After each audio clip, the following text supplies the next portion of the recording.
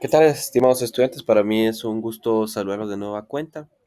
El día de hoy pues tenemos a bien repasar las glándulas suprarrenales. Una clase muy interesante, ¿verdad?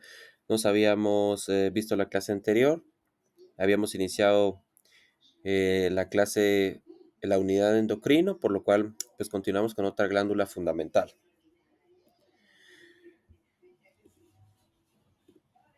Bueno, hay que tomar en cuenta que el sistema endocrino pues es son un grupo de tejidos que facilitan la comunicación, la integración y la regulación de las funciones del cuerpo, ¿verdad? Interactúan con células y tejidos diana a gran distancia, ¿verdad? A través de la liberación de hormonas hacia el torrente sanguíneo. Podría usted pensarlo como si se tratase de una conexión a Internet, ¿verdad? Usted puede transmitir a gran distancia información a través de estar conectado por ya sea su AirDrop o por Bluetooth. Bueno, pues el sistema endocrino funciona de cierta manera así, envía señales a gran distancia, ¿verdad? No necesita de la cercanía. Recuerde que las glándulas comparten características, ¿verdad? Tome en cuenta que el sistema endocrino no solo es un órgano, sino un grupo de órganos que en muchas ocasiones pueden pertenecer a varios sistemas al mismo tiempo. ¿Ok? La mayoría de glándulas, y esto es una correlación con su clase de fisiología, sufren una retroalimentación, es decir, que, por ejemplo, la tiroides se vierte al torrente sanguíneo la hormona tiroidea, la T3 y la T4.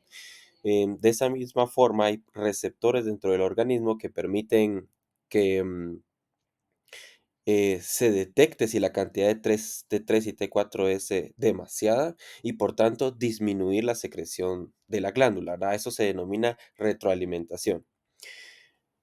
También una característica importante del tejido endocrino es que pues, las células diana poseen receptores, es decir, habíamos visto en la clase anterior en el laboratorio que la hormona tiroidea se distribuía a lo largo de todo el organismo e iba a dar a la mayoría de órganos, exceptuando a ella misma, otros órganos como por ejemplo los testículos en los hombres, etcétera. Pero todos los demás órganos que sí tienen receptores para dicha hormona responden. Entonces, eso es un componente esencial, ¿verdad? Todas las secreciones que las glándulas vierten al organismo no podrían llevar a cabo sus funciones de no ser porque las células a las que van tienen receptores, ¿verdad? Que dicen, muy bien, entonces la hormona se unió a su receptor y envía señales a la célula para que lleve a cabo cierta actividad.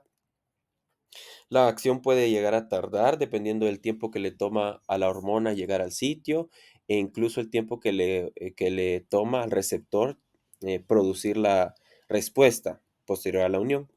Pero la mayoría pues tienen efectos de larga duración, ¿verdad? Y pues las hormonas son muy diversas, tienen varias morfologías y llevan a cabo una gran cantidad de funciones. Entonces usted puede ver en la gráfica em, a su lado derecho pues una serie de órganos marcados, los cuales pues corresponden a porciones del sistema endocrino, ¿verdad? Por ejemplo, usted podía observar en el número 8 que está señalado, pues el cuerpo gástrico, y entonces se pregunta, bueno, el estómago pertenece más al sistema digestivo, ¿por qué está señalado en el sistema endocrino? Pues resulta y resalta que las secreciones que produce la mucosa gástrica cuando, por ejemplo, se produce el llenado con el alimento, la leptina y y otras hormonas, se distribuyen a lo largo del torrente sanguíneo y van a dar mensajes a distancia, como ese Bluetooth o ese iDrop que tiene el cuerpo, em, y pues le indica que lleve a cabo ciertas funciones, ¿ok? Entonces, tome en cuenta lo ya mencionado, que hay órganos que pertenecen a otros sistemas que también tienen una función endocrina y por tanto también pertenecen al sistema endocrino, ¿ok? Respecto a las hormonas, podemos hablar pues que tienen varias formas de influir en las células y los tejidos. Esto más que todo es refuerzo de su clase de fisiología, ¿verdad? Pero es un punto de partida para que nosotros podamos comprender mejor la anatomía de las glándulas y de todo pues el sistema endocrino. Em, las hormonas se comunican a través de sí de forma autócrina. Significa que una célula produce hormonas para sí misma, es decir, se comunica con ella misma, ¿verdad? Es una forma que tiene ella de hablarse, ¿verdad? Las palabras que usted le dice, se dice a usted mismo en su mente, pues imagínese que esa es una forma de señalización autócrina, ¿verdad? La célula a sí misma se indica cómo actuar, qué funciones llevar a cabo a través de hormonas. Hay otra forma que se llama parácrina, ¿verdad? Esta forma de señalización se basa en el hecho de que una célula produce una hormona que se comunica con células que están adyacentes a la misma, ¿verdad? Que están cerca. Es como que usted le hable a su compañero o le hable a su vecino porque resulta que se va a ir la luz, entonces tiene que comunicar esa situación. Hay otra forma que es la forma endocrina, ¿verdad? Que esa es propia de los órganos del sistema endocrino y que es la que platicamos, ¿verdad? Que puede ser una especie de Bluetooth, puede ser incluso Wi-Fi, ¿verdad? Comunicación a distancia, ¿verdad? Envía señales a través de un vehículo, que en este caso son los vasos sanguíneos, envía cierta información que está cifrada en un código, que el código sería pues la hormona, ¿ok? Y pues la secreción neuroendocrina, que esa pertenece al sistema nervioso, se comunican a través de ciertos neurotransmisores, ¿verdad? De cercanía, están cerca las placas neuromusculares, por ejemplo, ese es un tipo de señalización neuroendocrina, es decir, cierto neurotransmisor indica a cierto tejido que lleve a cabo cierta función, ¿ok? En esta diapositiva podemos observar un resumen de las principales hormonas que secretan los tejidos del sistema endocrino, ¿verdad? Usted podría observar, por ejemplo, que el hipotálamo produce hormona antidiurética, oxitocina, la hormona liberadora de tirotropinas, la hormona liberadora de corticotropinas y una serie de hormonas liberadoras que vamos a discutir cuando discutamos sobre pues, el hipotálamo, la hipófisis, etcétera. Por ejemplo, correlacionándolo con su clase anterior, usted podría observar que en la glándula tiroides, que es el número 4, observa que secreta tiroxina, triotiroxina, que es la T3, e incluso para la regulación del calcio, pues la calcitonina.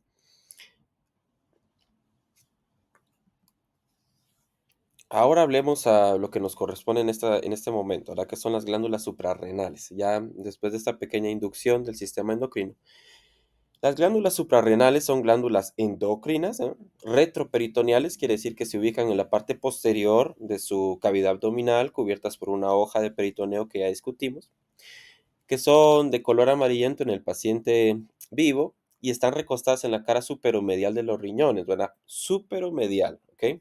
Entonces, recordando, superior, ¿verdad? Está en el polo superior del riñón, como lo puede observar usted en la imagen, localice los riñones y superiormente a las mismas va a encontrar sus glándulas suprarrenales recostadas en ellos.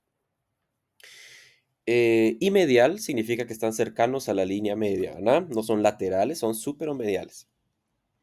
Están rodeadas de tejido conectivo, ¿verdad? Un tejido que tiene una abundante grasa, esto con el objetivo de protegerla, sobre todo frente a impactos de alta energía.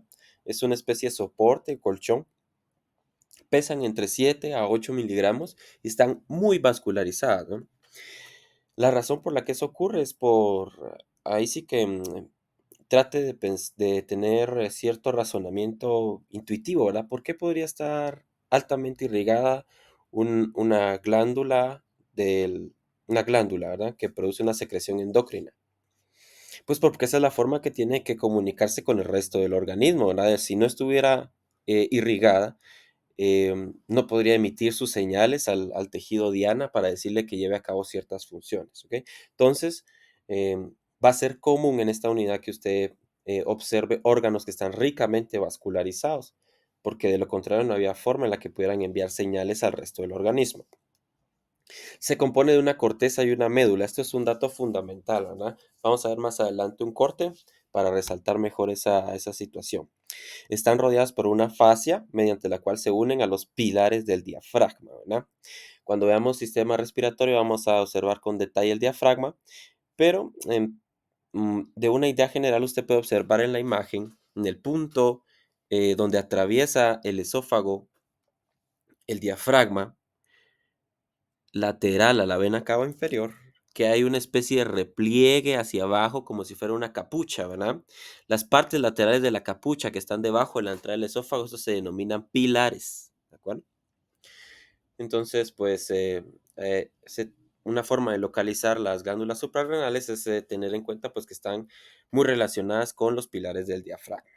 Su principal extensión son los pilares del diafragma y su forma y relaciones pues se difieren según la lateralidad. Un dato importante, no son idénticas, son un órgano bilateral, sin embargo, no son idénticas a la de su lado contralateral. Em, prosigamos.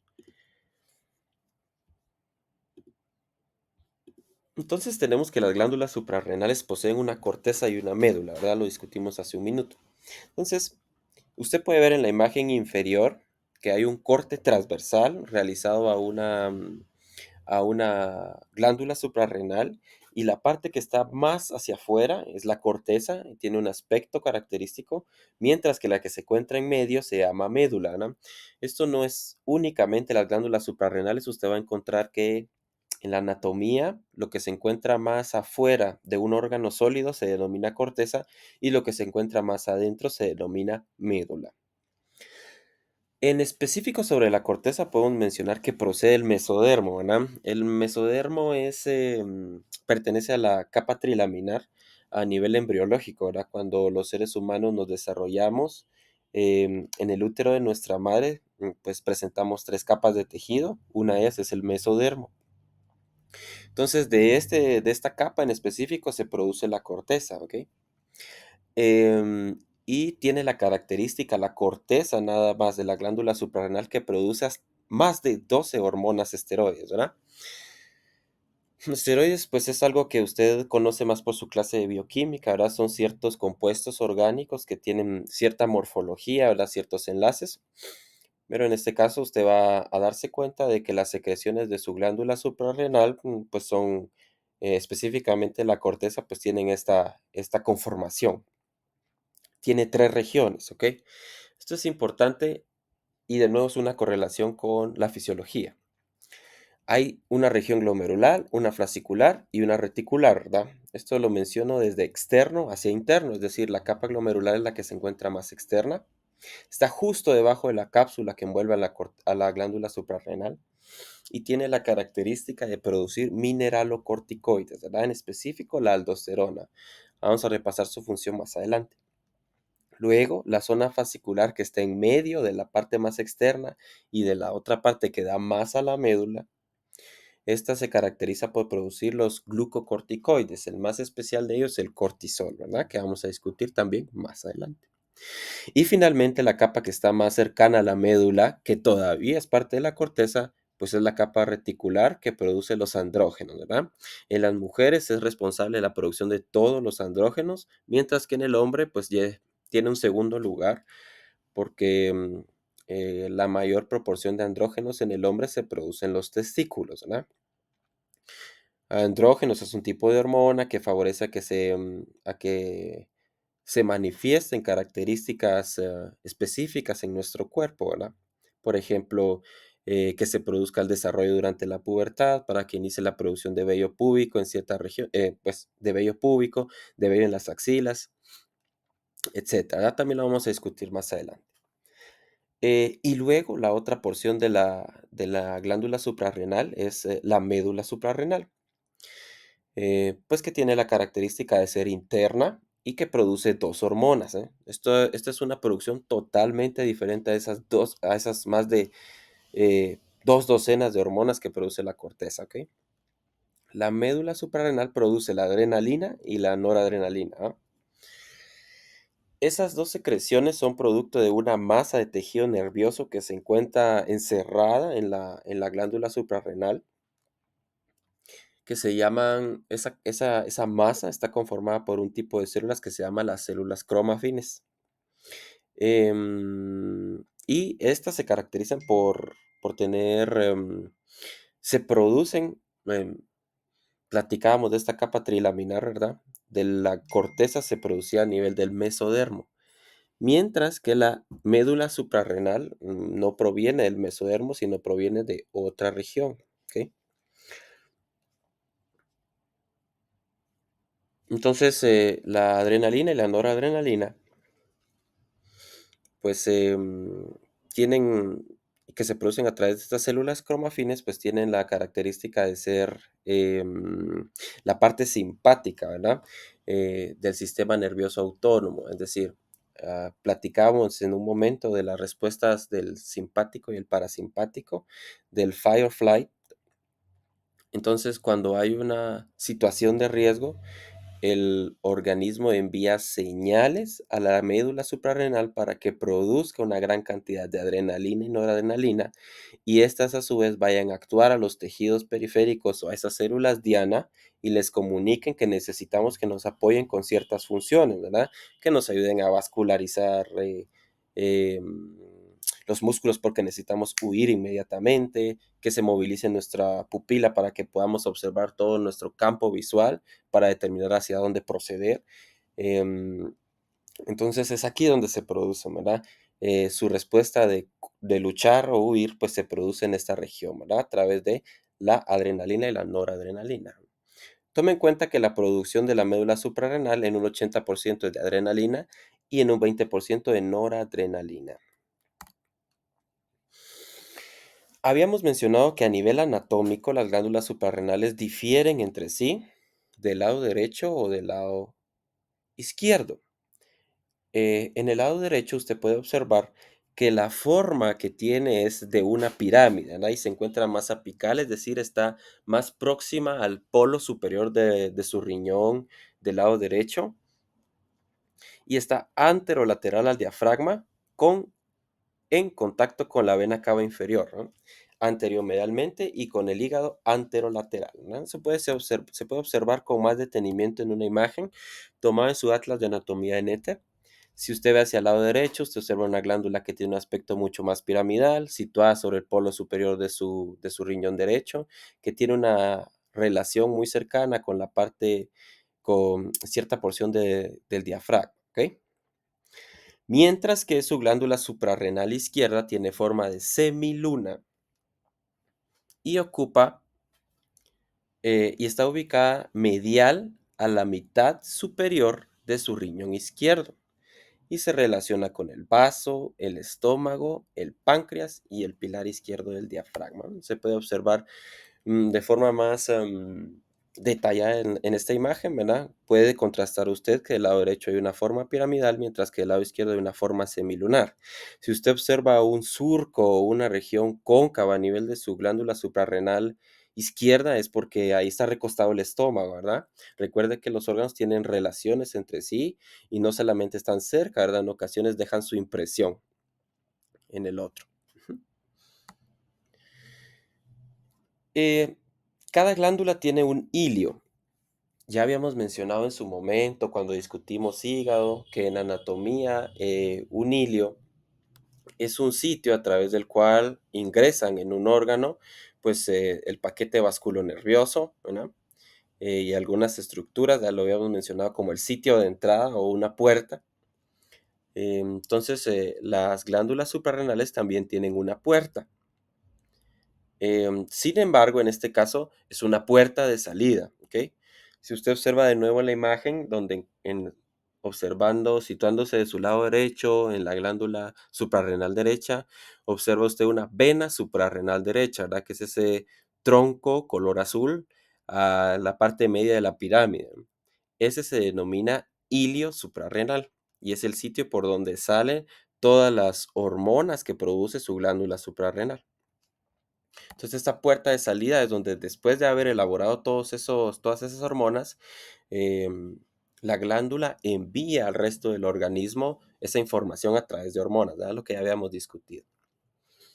En cambio, las arterias y los nervios no entran por un hilio a la glándula, sino que entran en numerosos puntos, ¿verdad? En diferentes regiones. Más adelante veremos que la irrigación está por tres arterias que no pasan a través del mismo hilio, sino que se sitúan en diferentes porciones de la glándula. Entre cada glándula hay un espacio de 4 a 5 centímetros y hay varias estructuras anatómicas relevantes, ¿verdad? De derecha a izquierda, viendo en la imagen, usted puede observar que lateral a su glándula suprarrenal derecha discurre la vena cava inferior, que es ese gran vaso de color azul que podemos observar próximo a su riñón derecho. Luego usted va a poder observar el pilar del diafragma derecho, que es ese tejido tendinoso por arriba de su vena cava inferior que rodea de alguna manera a su aorta y que discurre hacia arriba hasta envolver al esófago, esa famosa capucha que discutimos. Luego usted va a encontrar el ganglio celíaco, que en esta imagen en específico no se observa, y posteriormente va a encontrar el tronco celíaco, ¿verdad? Que es esa famosa rama de la aorta abdominal que se recuerdan que da la gástrica izquierda, la hepática común, la arteria esplénica, que está detallado en la imagen, ¿ok? Luego, en última instancia, pues se asocia a la arteria mesentérica superior, que es esa extensión de la arteria aorta abdominal, su rama, que discurre por encima de una de las venas renales y que usted puede observar señalada en la imagen, ¿no? Y finalmente se encuentra con el pilar izquierdo del diafragma.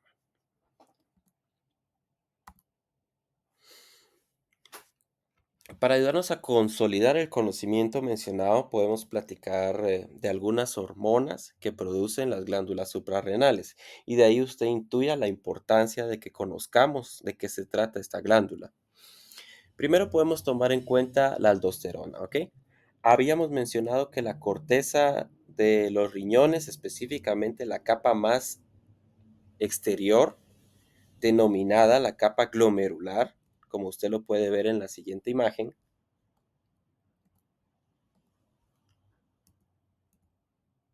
Aquí, la capa glomerular produce mineralocorticoides. Uno de ellos, y de hecho el más importante con relevancia clínica, es la aldosterona.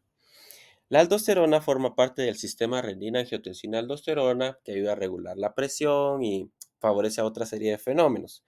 Explicado de forma sencilla, tiene un papel en la regulación del líquido extracelular y el volumen de sangre con el equilibrio del potasio, ¿verdad? Entonces, imagínese en una situación clínica en la cual un paciente sufrió una deshidratación moderada severa debido a un cuadro de diarrea, por ejemplo, tuvo rotavirus y ese produce pues una gran cantidad de episodios diarreicos.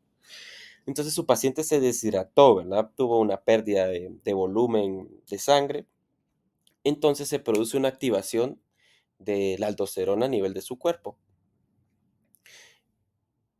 Entonces, cuando el organismo detecta que hay una disminución del volumen sanguíneo y del líquido extracelular, pues se activa una hormona intermediaria que se llama la renina, la cual activa la angiotensina 2, la cual es la que activa la aldosterona para que produzca retención del sodio y a la vez del agua por las glándulas sudoríparas, salivales, el intestino y riñones.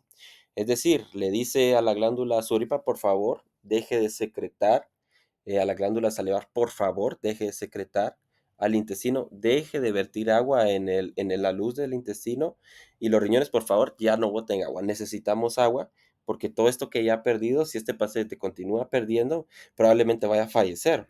Entonces, esa respuesta que tiene ese mecanismo del cuerpo tan sabio, pues nos permite sobrevivir ante un contexto de pérdida de líquido. Luego, otra hormona importante es el cortisol, ¿verdad? Entonces, esta la correlacionamos más con la parte media de nuestra corteza suprarrenal, que se llama la capa fascicular, ¿verdad? Lo pueden ver ustedes subrayado. El cortisol es un glucocorticoide que pues se libera durante el estrés, ¿verdad? Es la famosa hormona del estrés. Múltiples estudios pues han sonado recientemente respecto a los efectos de esta hormona a nivel del organismo.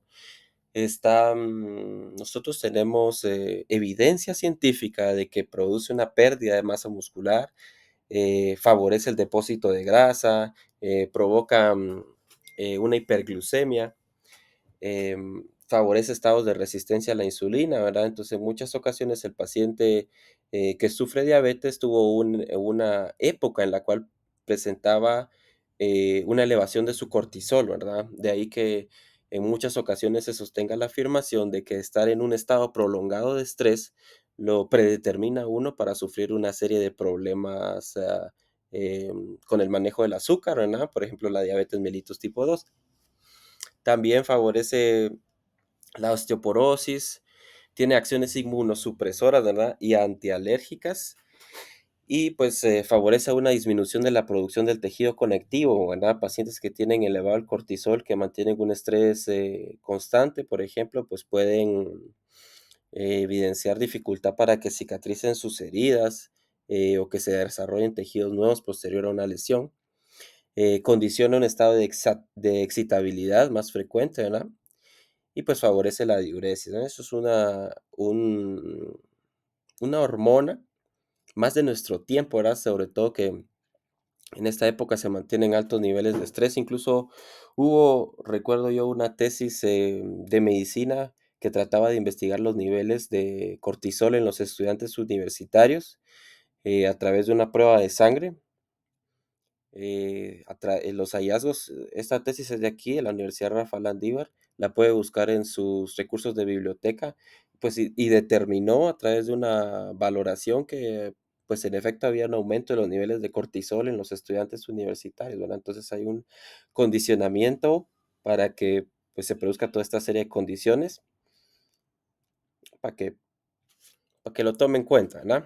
Em, Finalmente podemos discutir de una hormona que se produce en la parte más próxima a su médula, que todavía pertenece a su corteza, que es esta zona que discutíamos como reticular, ¿no? La que producía los andrógenos. Entonces, los andrógenos suprarrenales son una serie de hormonas que son importantes en la pubertad y que son la fuente principal de andrógenos en la mujer. Ya sabemos que en el hombre, pues los andrógenos también provienen de la producción del testículo. Sin embargo, en la mujer, para que ocurran todas estas funciones propias de la pubertad, para que la mujer desarrolle vello púbico, vello en las axilas y otra serie de características sexuales, pues es necesario que también la mujer tenga andrógenos, ¿no? Tienen un efecto anabólico, usted lo puede correlacionar de forma sencilla con el estereotipo de la persona que se coloca esteroides en el gimnasio, ¿verdad? Cuando hay una sobredosis de los esteroides en el organismo, pues empiezan a evidenciar una serie de características desagradables, por ejemplo, pues que el paciente empieza a quedarse calvo, hay un crecimiento del vello a nivel facial, em, pero sí produce este anabolismo, ¿verdad? Que favorece la construcción de tejido muscular, por eso lo utilizan mucho los fisicoculturistas, a pesar de que su uso pues es en contra de los reglamentos. También cuando hay una abundante secreción de andrógenos suprarrenales, uno sufre hipertrofia de las glándulas sebáceas. Ese es el motivo por el cual durante la pubertad las mujeres sufren de un aumento de los barros y todas estas situaciones a nivel facial, ¿verdad? Porque los andrógenos suprarrenales tienen un aumento súbito de su secreción para que la mujer desarrolle esas características y de paso pues también producen hipertrofia, lo que da el acné. ¿Ok? Propósito de estas diapositivas para que usted correlacione, pues, anatómicamente y funcionalmente o fisiológicamente, pues, la importancia de esta glándula. Recordamos los vasos sanguíneos y los nervios suprarrenales como fundamentales al principio de de la presentación, porque necesitamos canales o autopistas a través de las cuales puedan viajar estas hormonas al resto del organismo. Requiere vascularización abundante, como lo menciona la diapositiva. Las arterias suprarrenales proceden de tres fuentes, ¿verdad? Em, no es solo una arteria la que se inserta a nivel de cada porción de la glándula, sino que son muchísimas ramas, aproximadamente 50 ramas. Sin embargo, el tronco común que tienen esas arterias puede ser tres, ¿no? Pueden ser tres dependiendo de la porción en donde se ubiquen. Las arterias suprarrenales superiores son ramas de la frénica superior, que son ramas directas de la aorta abdominal. Las arterias suprarrenales medias, que son ramas de la aorta abdominal, y las arterias suprarrenales inferiores, que son ramas de las arterias renales.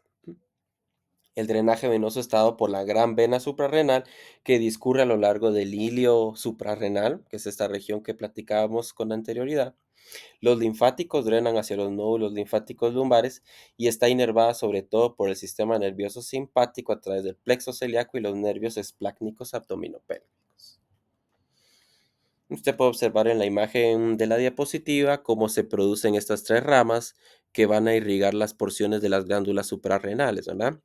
En la región superior de la glándula suprarrenal, usted observa que varias ramas de la arteria suprarrenal superior se van a insertar a toda esa cara superior de la glándula suprarrenal, em, mientras que, pues, de la aorta abdominal discurre una rama media y de la arteria renal discurre una rama inferior. Bueno, con esto damos por concluido la información respecto a nuestra clase de glándulas suprarrenales. Necesito que por favor tome en cuenta la siguiente información. El día lunes 24 de febrero se va a llevar a cabo la revisión de los modelos anatómicos de la unidad de endocrino. No olvide que los lineamientos para llevar a cabo este modelo son idénticos a los que utilizó para elaborar su modelo de gastrointestinal. Sin embargo, en esta ocasión debe hacerlo de alguno de los siguientes órganos, ¿verdad? Tiroides y paratiroides, glándulas suprarrenales o hipófisis, ¿verdad? Tiroides y paratiroides son juntos. Por favor, no haga un modelo de paratiroides porque la verdad que la paratiroides no tiene mucha anatomía que repasar, siendo completamente sinceros. Y recuerde hacer uso de su creatividad si usted desea una nota excelente. Luego, otro dato importante es que para el día lunes 10 de marzo está programada la revisión de literatura de la unidad de renal. Usted debe conformar grupos en cada sección, ¿verdad? Cada sección va a llevar a cabo 7 grupos de 5 integrantes y, pues, si su caso es el de la sección uno donde hay 38 estudiantes, pues usted va a realizar 7 grupos vamos a ver, un grupo de 3 integrantes, ¿de acuerdo? Durante la próxima clase el día miércoles, se voy a dar instrucciones respecto a cómo va a ser el trabajo, cómo se va a llevar a cabo, qué temas vamos a discutir, pero sí necesito que por favor, pues ya tenga los grupos hechos para la clase. Por último, para la asistencia de esta reunión, eh, voy a solicitar que comente en la caja de comentarios su nombre, su sección e indique en una escala de porcentajes entre 0 y 100%, siendo 100 que usted comprendió todo lo que se discutió el día de hoy y se siente tranquilo con la información ya solo para evaluarla, y siendo el extremo contrario el 0% que usted no entendió nada, usted está más perdido que la airona, ¿verdad? Entonces, por favor, hágamelo saber, ¿de acuerdo? Muchísimas gracias por su atención, les deseo una muy feliz noche, muchas bendiciones, nos vemos el día miércoles.